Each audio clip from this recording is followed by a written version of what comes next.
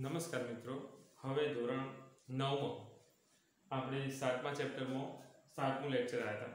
તો 6 લેક્ચર સુધીમાં આપણે સ્વાધ્યાય 7.3 ના બે પ્રશ્નો સુધી પૂરું કર્યું હતું. આગળથી પ્રશ્ન 3 થી સીધું ચાલુ કરીએ, ટાઈમ બગાડતા નથી.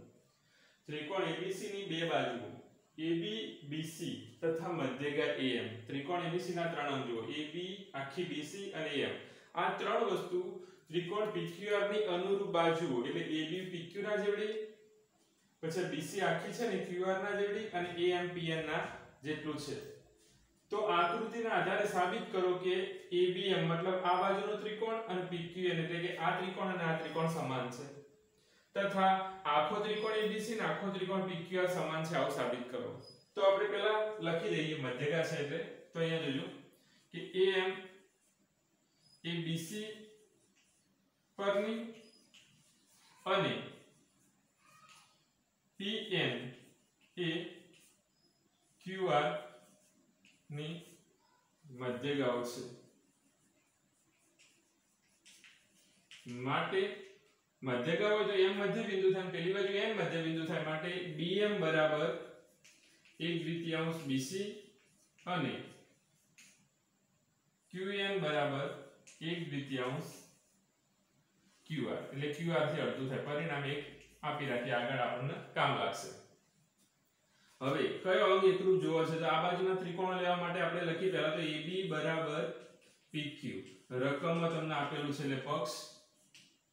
પછી AM બરાબર PN, કારણ કે બે મધ્યગાઓ પણ સમાન છે, એક જો ચિહ્નો છે ને અહીંયા એટલે એ પણ પક્ષ કહેવાય. અને ત્રીજું BM બરાબર QN લખી શકાય, કારણ કે તમને BC બરાબર QR આપેલું હતું. BC અને QR હરખું હોય, તો એના અડધા ટુકડા સરખા જ થાય ને, એટલે આ રીતે લખો. કદાચ એમ લખો તો પરિણામ એક પરથી તોય ચાલે, કારણ કે એમાં હરખું હતું તો આપેલું છે, આ રકમમાં આપ્યું છે એટલે પક્ષ કહેવાય. BC બરાબર QR રકમમાં આપેલું. તો ત્રણેય બાજુઓ થઈ, માટે ત્રિકોણ ABM એકરૂપ ત્રિકોણ PQN છે. કઈ શરત ઉપરથી લખ્યું? તો ત્રણેય બાજુઓના આધારે એટલે બા શરત ઉપરથી.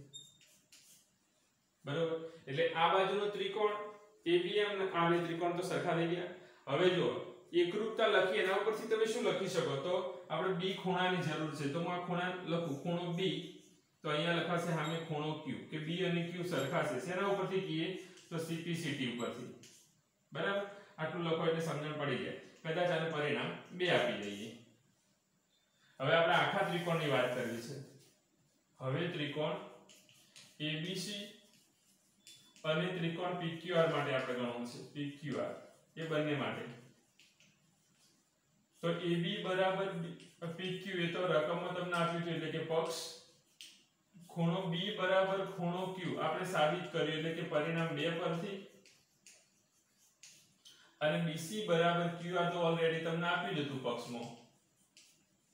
તો અહીંયા બાજુ ખૂણો અને બાજુ એટલે બે બાજુના વચ્ચેનો ખૂણો મતલબ બાખુબા શરત. માટે ત્રિકોણ ABC એકરૂપ ત્રિકોણ PQR છે. કઈ શરતના આધારે લખ્યું? તો બાખુબા. બે બાજુ આખી વચ્ચેનો ખૂણો, આ બે ખૂણા હતા એટલે બાખુબા શરત ઉપરથી કહી શકાય. તો આ રીતે આપણું સ્વાધ્યાયનો ત્રીજો પ્રશ્ન પૂરો થાય છે. શાંતિથી લખી દો, સમજી. પ્રશ્ન હાવ સહેલો છે. જો એક બા શરત ઉપરથી ને એક બાખુબા શરત ઉપરથી. પછી આપણે આગળ નેક્સ્ટ જોઈએ.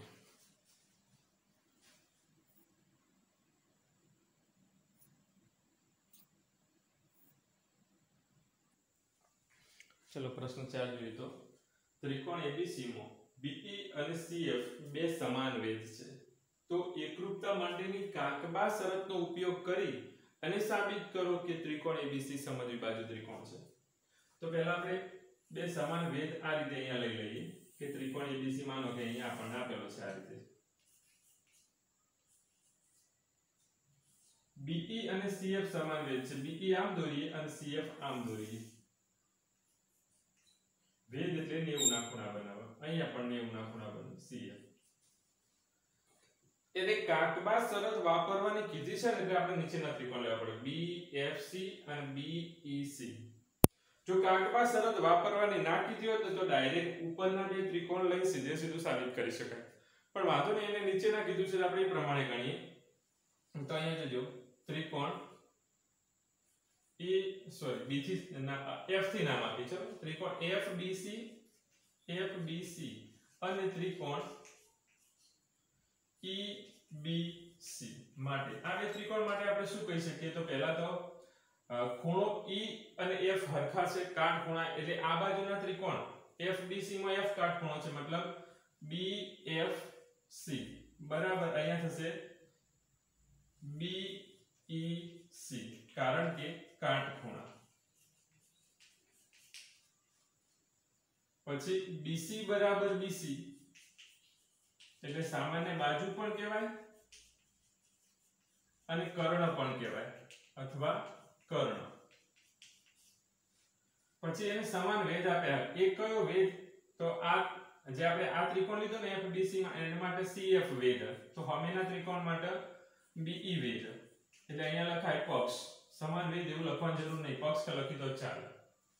તો શું હતું? જો કાટખૂણો, કર્ણ અને બાજુ, તો કાકબા શરત થઈ ગઈ, માટે ત્રિકોણ, આ ત્રિકોણનું નામ FBC, એકરૂપ ત્રિકોણ EBC છે, બરાબર?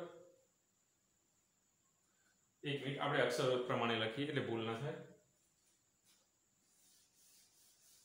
FBC અહીંયા ચલો જુઓ, F એકરૂપ E, F પહેલો છે એટલે પહેલા આપણે E લખવું પડશે, પછી F ને E સરખા છે, આપણે ઉડાડી દઈએ F ને E, તો C બરાબર B, અહીંયા C છેલ્લો છે મતલબ અહીંયા B છેલ્લો જશે, એટલે શું થશે? ECB છે। શેના ઉપરથી કીધું? તો કાકબા, કાટખૂણો, કર્ણ અને બાજુ ઉપરથી। તો આના ઉપરથી આપણે B અને C ખૂણો લખો છે, FBC, એટલે આકૃતિ ફરીથી બતાવું, FBC એટલે આ રીતે આપણે આખા B ખૂણાની જરૂર અને આખા C ખૂણાની જરૂર, તો EBC એમાં C ખૂણો આખો મળશે અને આમાં B ખૂણો આખો મળશે, તો આ ખૂણામાં B નું નામ લખો, શું લખાય? ખૂણો FBC બરાબર અહીંયા શું થશે? ખૂણો ECB। શેના આધારે લખી? તો CPCT, ત્રિકોણ એકરૂપ હોય તો બાકીના અંગ એકરૂપ લખી શકાય।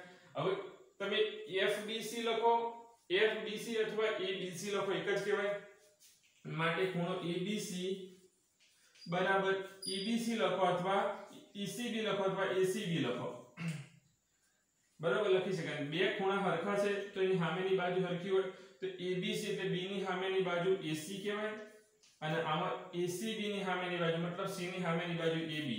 હવે AC અને AB હરખા હોય તો આખો ત્રિકોણ ABC, એમાં બે બાજુ સરખી એટલે સમદ્વિબાજુ કહેવાય, માટે ત્રિકોણ ABC એ સમદ્વિબાજુ ત્રિકોણ છે, સમદ્વિબાજુ ત્રિકોણ છે, આ રીતે સાબિત કરી શકાય। તો પ્રશ્ન 4 આપણો સહેલો જ છે। જુઓ, કાટકોણ ત્રિકોણ કીધા હતા, કાકબા શરત એટલે નીચેના બે ત્રિકોણ આધારિત ગણ્યા। એકલો ખોખુબાથી કાકબા શરતનો ઉપયોગ ના કર્યો હોય, ખાલી એમ કે સમદ્વિબાજુ, તો ખૂણો, ખૂણો અને બાજુ, આમાં પણ ખૂણો, ખૂણો અને બાજુ, એટલે આ બે ત્રિકોણ લઈએ તો પણ થઈ જાય, એટલે ગણતરી ટૂંકમાં આટલી જ થાય છે, તો ધ્યાનથી લખી દો। હવે આ સ્વાધ્યાયનો છેલ્લો પ્રશ્ન બાકી છે, જોઈ લઈએ।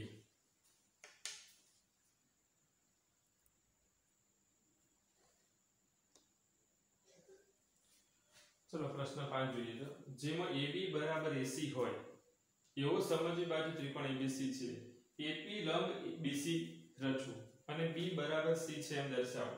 તો અહીંયા આપણે પહેલા ત્રિકોણ ABC દોરી દઈએ, પણ કેવો પાછો ABC?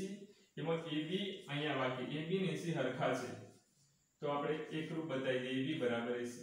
હવે કે AP લંબ BC દોરો, તો BC ઉપર લંબ દોરવાનો, મતલબ બે બાજુ કાટખૂણા બનાવે, તો B બરાબર C, આ બે ખૂણા હરખા સાબિત થાય કરો, તો ફટાફટ તમે સમજી શકો, આ એક આ ત્રિકોણ ને એક આ ત્રિકોણ, એમાં બે હરખા છે, આ કાટખૂણા હરખા છે ને કોમન બાજુ, કાટખૂણો, કર્ણ, બાજુ, આમાં પણ કાટખૂણો, કર્ણ, બાજુ, કાકબા શરત ઉપરથી બંને ત્રિકોણ એકરૂપ થઈ જાય, એકરૂપ થઈ જાય પછી CPCT પરથી લખી શકાય। તો આપણે ગણતરી કરીએ કે ત્રિકોણ APB એટલે આ બાજુનો ત્રિકોણ અને ત્રિકોણ APC માટે આ બે ત્રિકોણ માટે આપણે શું કહી શકીએ તો પહેલા કાટખૂણો એટલે કે APB બરાબર અહીંયા APC કાટખૂણા પછી કર્ણ લઈએ કર્ણ એટલે AB આ બાજુના ત્રિકોણમાં સામે AC કર્ણ પણ કહી શકાય અને પક્ષ પણ કહી શકાય કેમ કારણ કે રકમમાં તમને AB બરાબર AC આપેલું હતું અને ત્રીજી વસ્તુ AP બરાબર AP બંને ત્રિકોણની સામાન્ય બાજુ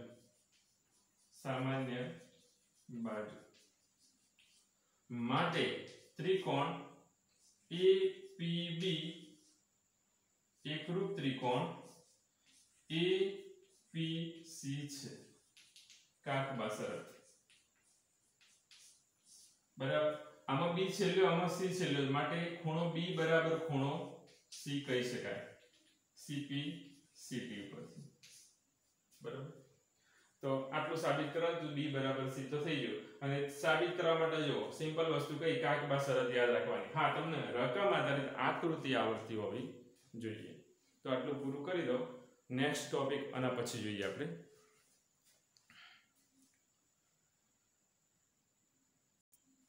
હવે આગળ પ્રમેય 7.6 છે જોઈએ સાબિત નથી કરવાનું ખાલી વિધાન સમજવાનું છે એના આધારિત આગળનો સ્વાધ્યાય સોલ્વ કરતો હોવ એટલે જો ત્રિકોણની બે બાજુઓ અસમાન હોય તો મોટી બાજુની સામેનો ખૂણો મોટો હોય આપણે એક્ઝામ્પલ તરીકે અહીંયા આનું મૂકી એક્ઝામ્પલ 6 પ્રમેય 7.6 નું મૂકી દાખલા તરીકે ત્રિકોણ ABC જનરલી આપણે આ રીતે દોરીએ ABC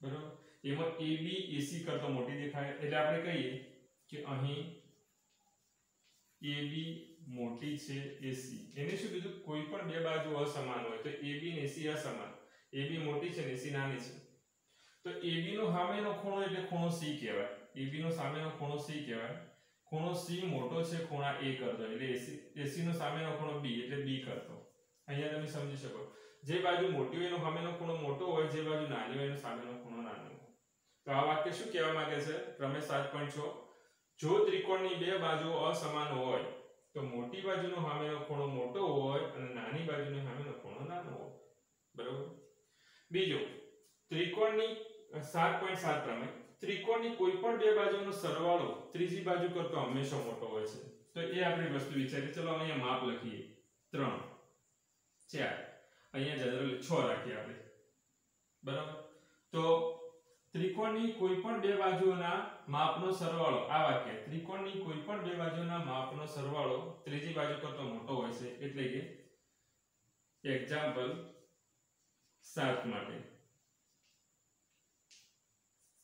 પ્રમેય 7.7 નું એક્ઝામ્પલ અને આ પ્રમેય 7.6 નું એક્ઝામ્પલ હતું નંબર અહીંયા નથી આપતો તો અહીંયા જો કોઈ પણ બે બાજુનો સરવાળો એટલે દાખલા તરીકે AB + BC કરીએ તો એ સરવાળો AC કરતો મોટો થાય કારણ કે 6 અને 4 10 3 કરતો મોટા ચલો આપણે આ બેનો સરવાળો કરીએ BC અને AC BC + AC તો એ AB કરતો મોટો થાય કેમ કારણ કે 4 અને 3 7 તો 6 કરતો મોટા છે એવી રીતે આપણે આ બેનો સરવાળો કરીએ એટલે કે AB + AC તો એ સરવાળો પણ ત્રીજી બાજુ એટલે કે જે બાજુ છેલ્લી વધ્યો એના કરતા મોટો હોય તમને આ શું સમજાવે છે ત્રિકોણમાં કોઈ પણ બે બાજુઓના માપનો સરવાળો હંમેશા ત્રીજી બાજુ કરતો વધારે હોય તો આ બે વિધાન લખો ને એનો એક્ઝામ્પલ લખજો નીચે આકૃતિ દોરી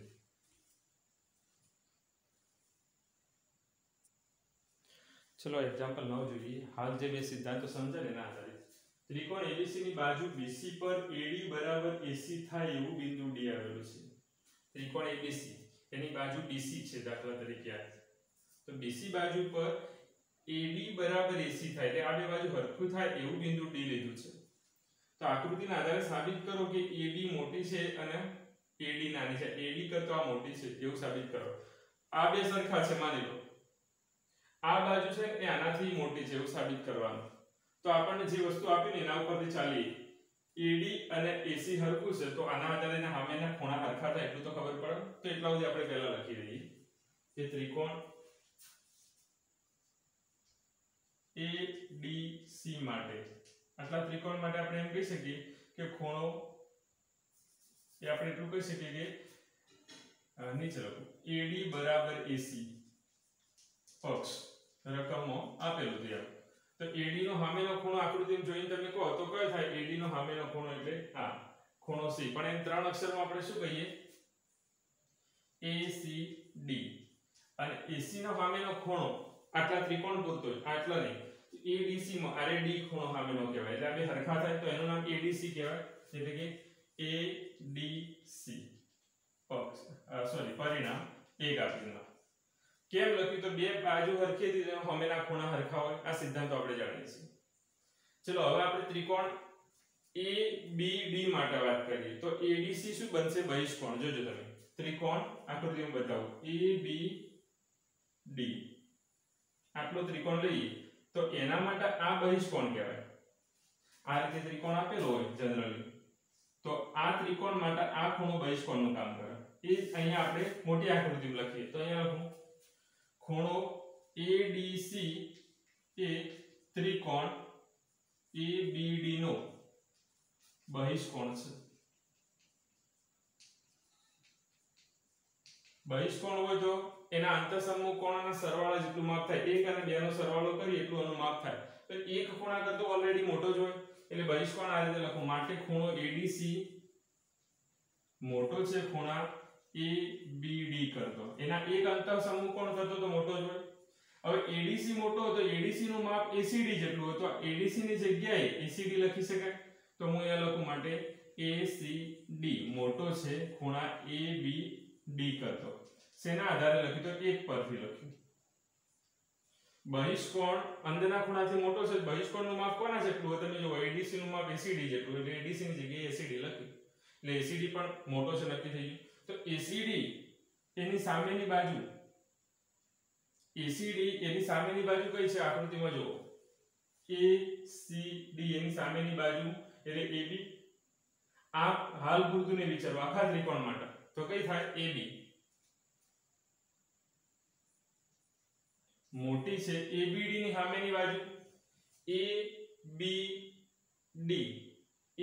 એટલે આની સામેની બાજુ AD કહેવાય તો અહીંયા હું લખું AD એટલે AB મોટી છે AD કરતો સીધે સીધું મળી ગયું અથવા કદાચ તમે એમ વિચારો કે સર તમે આ ખૂણાની સામેની બાજુ આ લીધી આ ખૂણાની સામેની બાજુ કેમ આ નો લીધી આ લીધી તો એના માટે આપણે કદાચ લખવું તો આટલું લખી શકાય કે માનો ACD એના આપણે ત્રણ અક્ષરમાં આખા ત્રિકોણ ABC માટે લખવું છે તો આપણે એમ લખી શકીએ ACD એટલે આ ખૂણો ACD તો એને ACB પણ બોલી શકાય તો આખા વાક્ય એમ કહીએ માટે ખૂણો ACB મોટો છે ABD ના બદલામાં ABC આખો બોલે ABC આ ખૂણાને ABD કહેવાય અને ABC પણ કહેવાય હવે ACB ને ABC તો આખા ત્રિકોણ ABC ના ખૂણા છે તો ત્રિકોણ ABC ના ખૂણામાં ACB ની સામેની બાજુ એટલે C ખૂણાની સામેની બાજુ AB કહેવાય અને અહીંયા B ખૂણાની સામેની બાજુ AC કહેવાય માટે AB તો એમના એમ રાખીએ પણ AC નું માપ કોના જેટલું રકમમાં તમને આપ્યું હતું AD જેટલું એટલે અહીંયા તમે લખી શકો AD એટલે આ રીતે પણ રાઇડર પૂરી કરી શકાય તો આપણું ઉદાહરણ 9 અહીંયા પૂરું થાય છે અને હવે છેલ્લું સ્વાધ્યાય આવે છે એ નેક્સ્ટ લેક્ચરમાં જોઈશું